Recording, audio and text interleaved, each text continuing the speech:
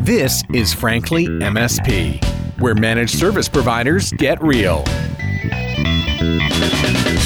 Hey, and welcome to episode 8 of Frankly MSP, the podcast for managed service providers who want to boost their productivity, efficiency, and profitability. I'm your host, Jennifer Tribe. Well, we're soon heading into the holiday season, and I hope you find at least a few days to relax, spend time with family, recharge, and maybe you'll also have some time to think back on the year just passed and give some thought to the year ahead. What are you hoping to accomplish? I'm not necessarily talking about resolutions because studies show that those fail for most people most of the time, but it's good to think about what you want to focus on in the coming year. There's a great exercise that I learned from blogger Chris Brogan. I don't know if he originated it, but I picked it up from him. And what he did each year was choose 3 focus words, single words, just 3. And these serve as your touchstones throughout the year. So you can, put them up by your desk or put them on the home screen of your phone or whatever it is that helps you think about them throughout the year. So if you're not sure about a decision or maybe you feel like you're getting distracted, you go back to your focus words. Let's say one of your words was commitment. You'd ask yourself, am I honoring commitment the way I want to in this situation right now? Do you have focus words for 2018? Or goals for yourself or your business? I'd love to hear what they are. Drop by the show notes at avik.com/franklymsp/008 and let us know. And if one of your goals happens to be around increasing efficiency or building value in your MSP in 2018, you're going to love today's interview. My guest is Nigel Moore. Nigel has an MSP training and consulting company called My Technology Business. But before that, he owned an MSP, and he has a fantastic story about how he used SOPs, standard operating procedures, to move his team and his client service from good to great, and ultimately how he sold that business on some pretty nice terms because of those SOPs. So that's coming up later in the show, but right now let's take a look at what's going on. Richard Tubb and Karl Palachuk join us to discuss the latest news through an MSP lens. You're listening to Frankly MSP, brought to you by Avik Networks. Hey everyone, Richard Tubb here with another episode of What's Going On, and I'm at home here in Newcastle upon Tyne in the northeast of the UK. I'm joined today by Karl Palachuk, and we were talking just before you came on air about a specific story that's caught your eye. It's by the New York Times, and it's about melting Arctic ice makes high-speed internet a reality in a remote town, but not just any remote town. Perhaps you could pick up why this was so interesting to you. It's a ridiculously remote town. Point Hope, Alaska is just about 700 miles away from Anchorage, but you have to take 2 little planes to get there. So it's a very, very isolated town.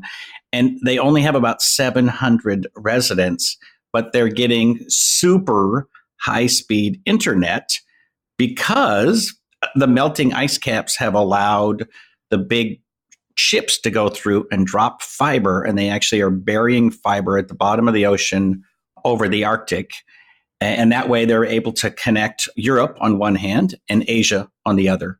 And so this town is just in a very happy, lucky place to be as those connections get made. It's quite amazing because your response to me was not everybody in the UK has that kind of internet. Well, I was going to say, I'm here in the northeast of the UK, and the specific estate that I live on, which is sort of semi-rural, we don't even have, cable modem. We don't have high-speed broadband here. Yet you're telling me that Point Hope in Alaska, one of the most remote towns in the United States, and I understand it's 3,700 miles away from New York, they're getting high-speed broadband? Yes. Once it touches land, then they can connect all of those little rural places up in the middle of nowhere, Alaska. It's quite amazing. The big picture is, they're not doing this for 700 people in Alaska. They're doing this because of connecting Europe and Asia. And one of the things they talk about in this New York Times article is that milliseconds can make a difference in terms of millions of dollars when you're trading, stocks on the stock exchange. And so it's certainly worth the $700 million cost. Wow. That they're putting into it. Well, it's set by a company, the New York Times article says it's by a company called Quintillion, and it's a 5-year-old based company based in Anchorage, which, as you said, is about 700 miles away from this place. Right. And as you say, it's to build a faster digital link between London and Tokyo. But I think the real story here is how many MSPs listening to this are going to have the same reaction that I had, which is, holy cow, there's high-speed broadband in Alaska, and yet I've got a client down the road who can't get more than, say, 2 meg. What's it all about? Well, it's interesting because, this year I went to both England and Australia, and the rural areas have the same issues absolutely everywhere. Rural U.S., like my friend in Albuquerque, they literally just got fiber connections this year for a handful of businesses. But a lot of places, they can't get anything.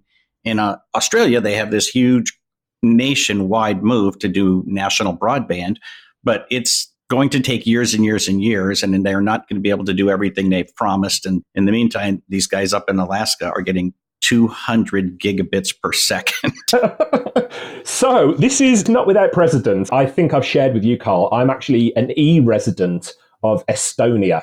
Now, people ask me, why are you an e-resident of Estonia? Well, it's the most digitally advanced country in the world, and they've heavily invested in broadband and things. So is this the start of a trend? Are we going to see more of these countries or places that, frankly, we've never heard of before, suddenly becoming cyber hubs? Absolutely. And, it's also interesting that a whole lot of infrastructure in terms of being able to sell services to these people is now open, not just shirts and things off of Amazon, but if you wanted to start an IT business in Alaska, you could be busy for quite a while getting all of these people connected up to the new broadband.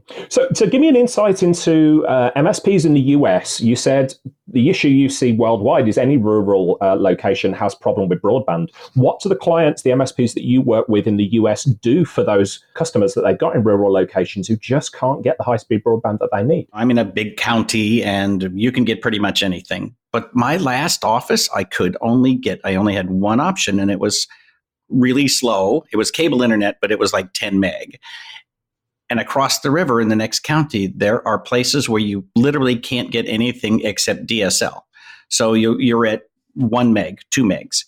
And so you do what you can. Sometimes clients are willing to move, but other times you just say, look, you put your stuff in the cloud and then you access it on the fastest line you can. At the conference in Australia, one of the IT providers there brought a 4G card, hooked it into a wireless hub, and provided internet for the entire conference over his phone, basically. Yeah. I've definitely done that before. That's a really easy way to make friends and influence people at conferences. I actually create an SSID signal that's called Say Hello to Me at Tublog on Twitter. And then I get people throughout the day sort of popping in and saying, hey, you Tublog, can I get onto your Wi-Fi? So, yeah, I think it's it. But in terms of rural broadband, is this still a massive issue for small businesses? Yes, especially, again, in the most rural areas. For example, in the United States, it's not a lot different from the inside of Australia. If you're in an area like Wyoming, if you're not in a big town, you don't have very many choices. And in a lot of places, it's satellite, which is very unreliable, or it's dial-up. That is still the reality in a great deal of the U.S. And obviously, in much more rural places in Africa and so forth, they're looking forward to Google putting these balloons up in the air so that they can get their internet. Yeah, Project Loon, which they talk about, which is basically balloons flying, if I understand it correctly, is hitting the lower atmosphere and just being blown around by the hot air up there, and they've got a cable that connects them to the ground. Is that the way you understand it? Yes, but they're also doing it over the ocean, so I don't know how they're anchoring buoys, and it's one of those things that nobody on Earth has enough money to do it except Google. Yes, indeed. So, and to just change tack a little bit, talking of Google and huge companies, an episode of What's Going On wouldn't be complete without us mentioning one of our favorite tools, and that's the Amazon Alexa. Of course, we have to whisper that, otherwise she hears us and starts talking to us during the episode. Of course, this week, CNBC have reported something that we've been driving at, perhaps you and I, for the past few episodes here, talking about the Amazon Alexa. And Amazon is getting ready to bring Alexa into the work environment. And Alexa for Business platform is planned with a suite of launch partners. And analysts are saying these new tools could help with getting connected into telephone conferences and bringing up business data. So suddenly this goes from being a consumer tool into something that Amazon are bringing into the business space. What do you make of it? Well, I think it's interesting that the technology behind it must be incredibly sophisticated. If you think about, okay, here's an office, get me connected to a phone conference or a video conference. Well, there's a lot of options there, So is this just putting a voice front end onto a complex system, or is there something new going on here? They made it sound like they're developing tools specifically so that, once Alexa has her hands into you, her hooks into you, you'll not be able to escape. Yeah, well, I mean, I'm a big fan of Alexa. I use it at home here, obviously a consumer platform, but it connects into my British Gas Hive, my home automation for the central heating system. It connects into my Lightwave system for my home automation. So basically, I can say to Alexa, turn the lights on, raise the temperature. And as I understand it from this article from CNBC talking about the Amazon Business platform, they're going to develop specific skills or apps for business customers. So teleconferencing, adding data to enterprise-focused sales programs. We really are, if this article is to be believed, we're moving into almost like the Star Trek generation of, instead of us tapping away at a computer, or even tapping at a computer screen, we're just going to be telling the computer what we want it to do. Add these notes to the CRM package, make a phone call to this customer or this prospect. Well, I don't know if you use Siri, but you can ask your iPhone to say, set me a timer for 30 minutes or something like that. And Alexa will do the same thing, right? But now you're talking about turn on these lights, turn off the lights in the warehouse, lock the doors, stuff like that. And at some point, we need some certifications or something. We need some formal training. And that's what this announcement is about, is the beginning of that, hack your office in a good way. Yeah, training. Indeed. And of course, it brings up a whole different area of questions around security as well. So if you've got these open systems, I mean, Amazon are talking with Microsoft about working for Alexa and Cortana to work together. But it opens up this whole security issue, doesn't it? That if you've got these open APIs and, anything can tie into it, the security's got to be a lot tighter than it is at the moment. Just before we started this podcast in the summer, there was a story, I think it was in July, about a fish tank at a casino in Las Vegas that was hacked because they wanted to, feed the fish and control the temperature and the lights and all that. But it was on an open system, and somebody actually used it to tap into that network. So IoT is insecure by default. And that is literally, that's the Richard Tubb Full Employment Act right there. Right? You'll be able to spend the next 10 years securing the Internet of Things. We've had a lot of feedback over the last few episodes from people on Twitter and via email, interested in AI that we've been talking about, interested in the business application of these consumer technologies. But this is it really coming to the forefront. So if you needed any more evidence that these consumer, I was going to say toys there, but these consumer gadgets are going to make their way into the business place. We are literally living in a world now where people are going to start talking to Alexa at work and barking out orders. So plenty of opportunities for MSPs there. Yeah, and it will be interesting to see, how do we separate Alexa at work from Alexa at home, yeah. Right? I mean, I have to log into my work voice activated account, not my home activated account, so. And of course, it opens up anything that the consumers need to do. Of course, these devices are pretty much put in place there, ideally with a long-term view for these companies, Amazon and Apple and Microsoft and so forth, to allow you to really easily pay for stuff, to order stuff. And of course, that's going to be the same in an office environment. So instead of ordering, soap powder or even a takeaway pizza, what's it going to look like in the office? The office manager no longer needs to be told, hey, we need to order a new ink cartridge or a new toner cartridge. Somebody's just going to shout out in the middle of the office, Alexa, order us a new toner cartridge, and it's just going to come, which opens up a whole kettle of fish there over how or who that order is going to be placed with. Who are Amazon going to put at the front of the queue for these type of orders that come through? And will it do voice recognition so that you can order a new air conditioning system, but I can't? Yeah, indeed. So interesting times that we live in. We're going to follow this story with interest. It's something we've talked about quite a lot already. And this is the first news, of course, from CNBC that Amazon is getting ready to bring Alexa to work. Amazon haven't commented on the story at this point, it's worth saying. But if CNBC are reporting it, I think it's probably a good chance that we're going to see it in the very near future. So we'll draw a line under it there. That's what's been going on. Thank you for joining us, and we'll look forward to speaking to you in a couple of weeks' time. You're listening to Frankly MSP. I'll put links to the articles and resources Karl and Richard discussed in today's show notes at auvik.com, AUV as in Victor, ik.com/franklymsp/008. Now we come to the interview with Nigel Moore, the man of 1,000 SOPs. That's right, Nigel estimates that before he exited his MSP, he and his team had documented close to 1,100 SOPs. We're going to talk about why he developed so much documentation for his business, exactly how he did it, and the many positive outcomes he saw from it. Let's listen. Hi, Nigel. Welcome to Frankly MSP. Hello, thank you for having me. Great to have you here.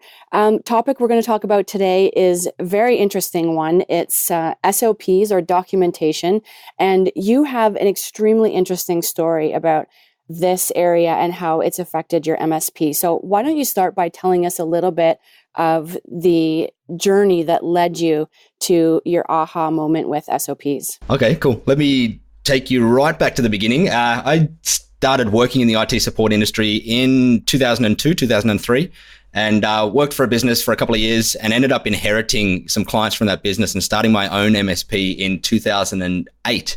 And during that time, I tried building it in many different ways, and we hired staff and we fired staff and we lost staff. And we got good at some things and we got great at some things and we got bad at some things. And as we went through the growth process, one of the things I always tried to work on was our documentation and our checklists and our SOPs. And kind of got to this point where we were about 10 staff and we were doing okay. The business was working quite well, but a lot of it was revolving around me and my head, and I had to be involved in a lot of the decisions in it. And I kind of got to the point where I was working 60, 70, 80, dare I say it, some weeks was probably 90-hour weeks. And myself and my wife ended up having a baby on the way. And so we decided enough is enough, time to dig right in and start working on this documentation and really turning the business into a business and not just a high paying job, which is what we had at the time. And so we started the journey of trying to really implement documentation in our business. And we had about 50,000 failures along the way of trying to implement that. And we finally got to a point where it was working pretty well. And that was kind of a couple of years before I sold the business. We got it to the point where the team was engaged, people were following them, people were creating them, people were improving them all the time, and we were really starting to get really great at what we were doing. And so that's kind of my journey from the beginning to the end. When we sold the business, we had, in our SOP system, we had about 1,000 or 1,100 entries in there. An entry could be anything from the way we quoted a monitor to how to receive a check from a client to how to tell a casual client that they don't have guaranteed response time. So there was all types of different SOPs in there that covered a lot of our business. Wow, that's incredible. So starting out, it must have seemed pretty overwhelming to decide, okay, I'm going to document my business, but where the heck do I start? It's the old elephant. How do you eat an elephant is one bite at a time. And that's kind of the thing that I see a lot throughout the community, the MSP community, is people look at documentation and they see it as this enormous problem and this enormous thing to attack. And it means that they don't start because there's all this overwhelm. And unfortunately, that means most people just keep their ideas and their concepts and their checklists and whatever in their heads. And so the way we started is our first SOP was the SOP for how to create an SOP. And that might sound very meta, but we wanted to keep some structure and formality to it, just to make sure that everyone kind of stuck to the process and stuck to the way we did them. And then we kind of snowballed from there. And the way I first started doing it was, and the way I first started eating this crazy big elephant was I did a bit of a time audit of my own time. And I did that using a little tool called Toggle. And I just tracked all the different types of work that I work on for a couple of week period. And I looked at it and went, wowzers, I'm working 15 hours a week in sales admin and procurement. And that's ridiculous. I could be outsourcing that, or I could be hiring someone on the team to be doing that for $20 to $30 an hour, if not less. And so I worked my rear end off for the next 2 to 3 months, documenting and working in that particular area. And my wife was working in the business at that time, so she really helped in that area as well. And then I'd do another time audit again, and I'd figure out, okay, well, where's the rest of my time going? What am I spending the most time on? And that might have been accounting. So then I worked really hard at documenting how we manage our accounting. And we just went through that kind of process iteratively. It was kind of stair-stepping our way up to getting better and better and better as we went. But the whole thing was, it was a big, big elephant. We just had to take one little bite at a time. And my encouragement to people all the time is don't get overwhelmed when you look at the whole picture. Just start with 5 minutes a day, 5, maybe 10 minutes a day of documentation. And every single person out there, you're lying to me if you can't find 5 minutes a day in your business to be able to just work on something. And what happens is that 5 minutes really compounds. If you've got a team with you and you all work 5 minutes every day at just adding a little bit here or improving a little bit over here, you can start to see some amazing kind of outcomes after a couple of months. It sounds like, were you doing a lot of the documentation yourself in the beginning, or did you sort of farm it out amongst your team? No, absolutely. In the beginning, I did a lot of it. I'm going to say out of those 1,100 in there, I probably did 25 to 30% of them. And in the initial stages, when we first got it up and running, I probably was doing 60 to 70% of it in maybe 3-4 years ago. And over time, I also got to the realization that, hey, if I'm the only person doing this, we're still not going to grow very fast and we're not going to go too well. And that was the kind of time when I was just documenting things, and I was just saying to our team, okay, guys, you need to do it this way. You need to follow my way, my way, my way, my way. And that was one of my first big mistakes, in that people don't get engaged if they're not part of the solution. And so that at that point in time, I went, okay, well, I'm doing all this time documenting and creating all these things, and a couple of people are doing some things, but it's not working amazing, and it's not working to the kind of level that we need it to work. And so at that point, I sat down with the team and said, guys, we've got a problem. Documentation process is not great. I'm trying. You guys are struggling a little bit. It's probably mostly my fault, but let's solve this problem as a team. Let's not me tell you exactly how to do it. You guys are better problem solvers than me. Let's solve this problem as a team. And so we sat down, we spent a couple of nights in the boardroom and the whiteboard out and structuring things on the whiteboard and whatnot. And we figured out how we wanted to structure this thing and how we wanted to implement it. And once I got past that step of involving the team in the problem, that's where it really, really picked up. The guys were involved in creating the solution to the problem, so they were really engaged at that point. And it was kind of my ego at the beginning, thinking I'm the only way that, like, I know best and I need to create these SOPs the way I want them. And I wasn't giving my team wings. I wasn't letting them fly. And it was a little bit hard for me to get through that kind of step, to realize that my guys are all great problem solvers as well. That's what I hired them for. So let's solve it together and let me trust them to also come up with amazing answers to it. And they did. And I ended up getting over that whole ego thing where only I know best. And from there, it kind of spiraled into when we sold the business, it was quite a pretty good system at that point in time. What was your approach to maintaining those and keeping them up to date? So we had a pretty loose rule in our business. I've seen some businesses go extremely strict on this, but our loose rule was at any particular time, you should be either following an SOP, creating an SOP, or improving an SOP. And that was the kind of thing that we embedded in our culture. And the way we embedded it in our culture was we had to start off with a little bit of bribery. And the way we did that was right at the beginning, when we're just getting up and running with the process, we bought things like big chunks of movie tickets. And every time we'd see someone do a great job at improving a particular process or creating a particular process, we'd go and in front of everybody, we'd go and give them a couple of movie tickets and say, hey, you did a great job at that. Well done, kind of thing. And that was the kind of bribery, forcing it to try and be part of our culture. But that got people realizing that they can be part of it. And some people ask questions on that, like, do you trust your team to go and create your processes for how your business work? And right at the beginning, I probably didn't, and that was my fault, not their fault. But what I said after a while is, if I don't trust my team to be able to improve these processes and create these processes, then I've hired the wrong team. It's as simple as that. And when I let them fly and really jump in and create things on their own, and that's, as I said, that's when we started to really see some really great momentum. It seemed like that would create a culture of looking for those efficiencies, when you're thinking in a process sort of way, then you're always looking for a better way to do something. Correct. Yeah, it's the old Kaizen theory from back in, I think that originated in Japan, was just continual incremental improvement. And that was something we always had in our business, was just continually incrementally improving, because no matter where you are in business, you can always get better.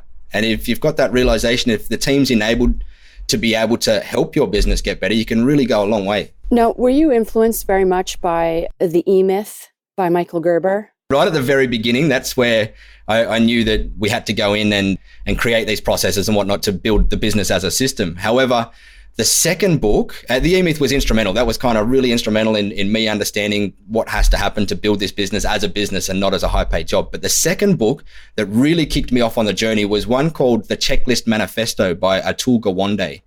And he's got some really good, I won't dive into the stories here because I know we've got limited time, but he's got some really, really good analogies and ways to figure out how deep to go in checklists, how checklists should be used and whatnot. And that kind of really kicked me off into that second phase of the journey where I got the team involved and we tried to figure out what needed to be documented and what doesn't need to be documented and whatnot. That's interesting. I've heard other MSPs mention that book.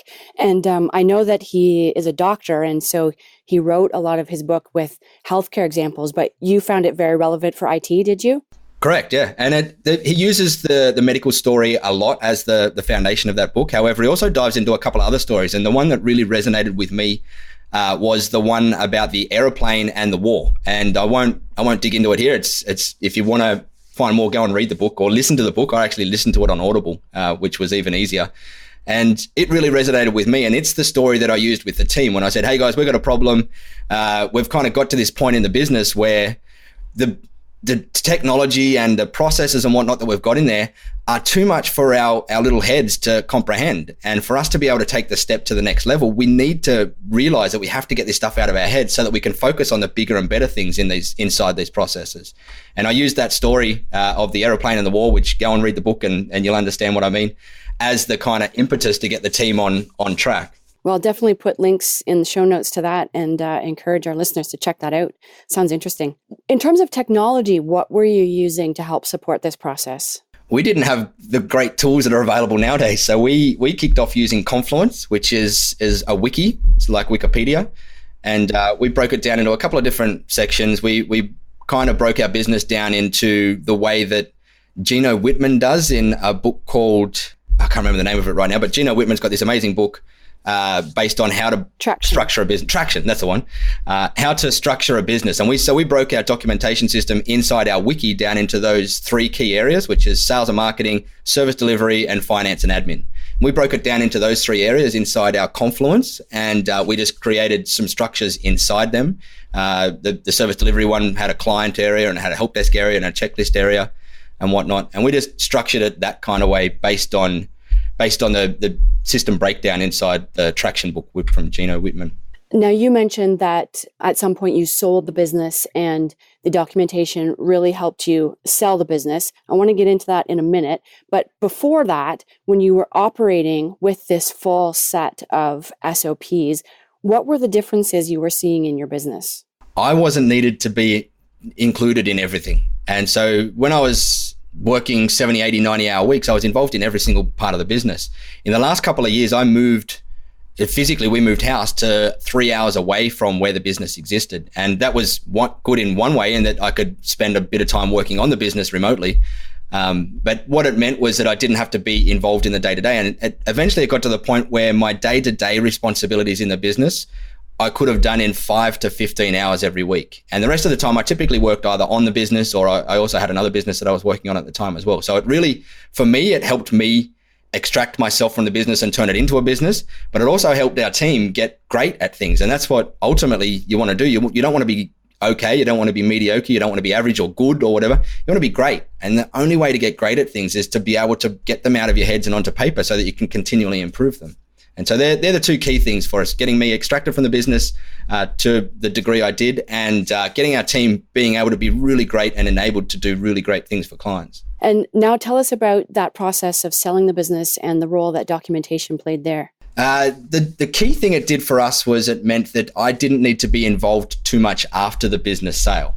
And A lot of people have quite long 2-3 year kind of lockup periods when they do a sale. And I can't get into the specifics of ours because there's NDA, but ours was nothing like that.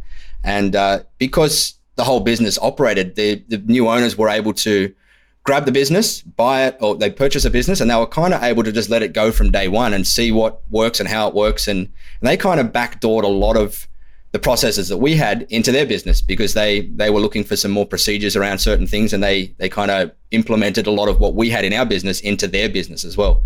And so it was kind of a more of a strategic sale than a financial sale because these guys really wanted to get access to some of the stuff that we'd built and created and our team that we'd had running the thing for them. And so that really helped. And they've been able to take that team and those processes and those people and integrate it into their business and improve it even more so. So that's interesting, not just buying a book of business, but buying the intellectual property. That's essentially what you had built there. Correct. Yeah. And that's what I mean by a strategic sale versus a financial sale. Most people are buying a book of business, which only comes at a certain multiple. When you can have other value adds in there, such as an amazing team and a great SOP system, that can really increase the value of the deal. If you wanted to have MSPs take away one important thing from our chat tonight, what would that be? Don't be overwhelmed and realize that it's a continual incremental process, that if you start today and you commit to continually incrementally improving over time, you will get through the process, or you will never get through the process, but you will get to a much better place than you currently are now. And that's a guarantee. That's one thing that I can guarantee. You can't go through and document and improve all these systems for 3, 6, 12, 18, 24 months and not be in a better place than where you currently are now. So my biggest takeaway is just start. If you haven't started already, commit to continually working on it and realize that it's a big elephant, and that's okay. But realize that a big elephant can only be eaten by those small, tiny 5, 10, 15-minute chunks. Excellent. Well, thank you so much, Nigel, for joining us tonight. I think that was both inspiring and practical. No problems. Thank you for having me. It's been a pleasure. That was Nigel Moore of My Technology Company. Nigel mentioned a few books and tools during our interview, so I'll put links to all of those in the show notes today at avik.com/franklymsp/008. If you want to learn more about Nigel or his consulting business, I'll put that info in the show notes as well. He's got a great online peer group called the Tech Tribe that you should check out. Well, that's a wrap. Comments or questions on today's episode? Have you used SOPs in your business? Share your thoughts and ideas on today's show notes at avik.com/franklymsp/008. This is our last Frankly MSP episode for 2017, but we'll be back in your earbuds with episode 9 on January 11th. That's when I'll talk to Don Crawley, the compassionate geek, about how your techs can improve client satisfaction with some human-friendly skills. Till then, this is Jennifer Tribe. Thanks for listening. Frankly MSP, brought to you by Avik Networks, the most efficient and profitable way to manage your clients' networks.